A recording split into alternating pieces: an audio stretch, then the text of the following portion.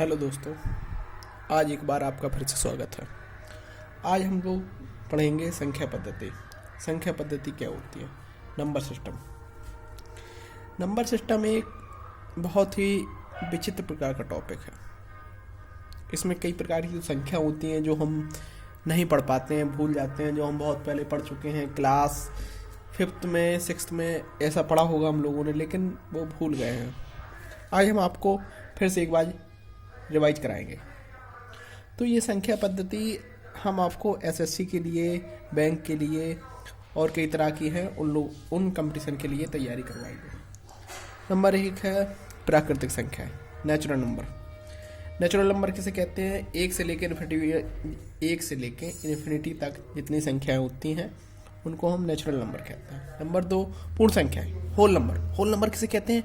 Whole number एक whole number 0, 1, 2, 3 से लेकर इन्फिनिटी तक संख्याओं को होल नंबर कहते हैं। आपने एक ध्यान दी दोस्तों, प्राकृतिक संख्याओं में हम 0 नहीं लेते हैं और जो होल नंबर होता है उसमें 0 ले लेते हैं। तो होल नंबर 0, समझे? प्राकृतिक संख्या ही पूर्ण संख्या होती है, लेकिन पूर्ण संख्याओं में एक हम 0 ले लेते हैं, इसीलिए इसको हम पूर्ण संख्या कहते हैं। सम संख्या, विषम संख्या, ये तो आप जानते ही होंगे। सम संख्या किन्हें कहते हैं? Even number. बे संख्याएं जिनमें हम 2 का भाग दे देते हैं, जिनका 2 में बे संख्या है जिनमें 2 का भाग चला जाता है, उनको हम इवन नंबर कहते हैं। ओड नंबर मतलब विषम संख्याएं। बे संख्या जिनमें 2 का भाग नहीं जाता है उन्हें हम ऑड नंबर कहते हैं, ये तो आप जानते ही होंगे। फिर आते हैं नीचे, रूढ़ एवं यौगिक संख्या, मतलब प्राइम एंड कंपोजिट नंबर किन्हें कहते हैं? प्राइम नंबर किन्हें कहते हैं? बे संख्याएं जिनमें प्राइम नंबर बे संख्याएं जिनमें एक अथवा स्वयं का भाग चला जाता है और किसी संख्या का भाग नहीं जाता है, उन्हें प्राइम नंबर कहते हैं। जैसे 2 है, 2 को ले लीजिए, उसमें 2 में स्वयं जैसे 2 का भी भाग चला जाएगा और एक का भी भाग चला जाएगा 2 में, लेकिन और किसी अन्य संख्या का भाग नहीं जाएगा। जैसे 2 को हम किसी 3 से डिवाइड नहीं कर सकते, 4 से नहीं कर सकते, ऐसे ही। अब आते हैं कंपोजिट नंबर। कंपोजिट नंबर क्या होता है? पे नंबर जिनमें स्वयं से भाग चला जाता है और 1 से भाग चला जाता है, अन्य किसी संख्या से भी 1 का भाग चला जाता है, मतलब कोई अन्य संख्या है उससे भी भाग चला जाता है, तो ऐसे नंबरों को हम कंपोजिट नंबर कहते हैं। जैसे मान लीजिए 4 है, 4 को हम 4 से भी डिवाइड कर सकते हैं, 1 से भी डिवाइड हो जाता है, और अन्य जैसे 2 से भी डिवाइड हो जाता है, तो ऐसी संख्याओं को हम कंपोजिट नंबर कहते हैं। समझे कंपोजिट नंबर क्या होते हैं? चलिए ठीक है। अब आते हैं पूर्णांक संख्या। इंटीजर्स क्या होते हैं? दोस्तों हम आपको बता दें इंटीजर क्या होते हैं। पूर्ण संख्याएं एवं प्राकृतिक संख्याओं के ऋणात्मक मानों के परिवारों को इंटीजर्स कहते हैं। मतलब वे संख्याएं जो पूर्ण संख्या भी होती हैं, प्राकृतिक संख्या होती हैं। पूर्ण संख्या कौन कौन सी होती हैं? 0 से इन्फिनिटी प्राकृतिक, 0 से इन्फिनिटी और माइनस इन्फिनिटी।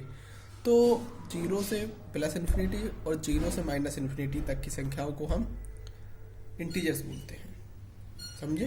0 से प्लस इन्फिनिटी, 0 से माइनस इन्फिनिटी तक की संख्याओं को क्या बोलते हैं? पूर्ण संख्या, मतलब इंटीजर्स। अब आते हैं परिमेय संख्याओं पे। परिमेय संख्या किन्हें कहते हैं? ऐसी भिन्न संख्याएं जिनके अंश और हर दोनों पूर्णांक होते हैं तथा हर शून्य नहीं हो, तो इस संख्याओं को हम परिमेय संख्या कहते हैं। अब आते हैं अपरिमेय संख्या, इरेशनल नंबर। इरेशनल नंबर किन्हें कहते हैं? रेशनल तो आप समझ गए। रेशनल का आपको एक उदाहरण बता देते हैं। जैसे 3/4, तो न्यूमरेटर में है आप 3 और डिनोमिनेटर में है 4, तो मतलब ऐसी संख्याओं को हम क्या बोलते हैं? Rational number. अगर इसमें 4 की जगह डिनोमिनेटर 4 की जगह अगर 0 होता तो ऐसी संख्याओं को हम रेशनल संख्याएं नहीं बोल सकते थे। अब आते हैं अपरिमेय संख्याओं पे, मतलब रेशनल नंबर। रेशनल नंबर किसे कहते हैं? वे संख्याएं जिनको हम भिन्न के रूप में नहीं बना सकते, तो ऐसी संख्याओं को रेशनल नंबर कहते हैं। भिन्न की संख्याओं में भिन्न के रूप में नहीं बना सकते, और भिन्न के रूप में नहीं बना सकते हैं, जैसे कि √2 को ले लेते हैं। √2 को भिन्न के रूप में नहीं लिख सकते, ठीक। तो मतलब अगर √2 को हम सॉल्व करें तो पॉइंट में ये इन्फिनिटी तक जाता है, तो ऐसी संख्याओं को हम अपरिमेय संख्या कहते हैं। मतलब इसका एग्जाम्पल जैसे √2, √5, √7 और √13 है, तो यही संख्या इरेशनल नंबर है। अब आते हैं वास्तविक संख्या, रियल नंबर। तो वास्तविक रियल नंबर तो वही होते हैं, वास्तविक संख्या रियल नंबर, जैसे कि अगर हमको परिमेय संख्या और अपरिमेय संख्याओं का एक जोड़ा होता है, अगर परिमेय संख्या और अपरिमेय संख्याओं को मिला दिया जाए तो वो एक रियल नंबर बन जाता है। मतलब रेशनल नंबर और इरेशनल नंबर को मिला दिया जाए तो वो रियल नंबर बन जाता है, समझे। तो चलिए आज के वीडियो में इतना ही। अब अगले वीडियो में हम आपको क्वेश्चन सॉल्व करवाएंगे।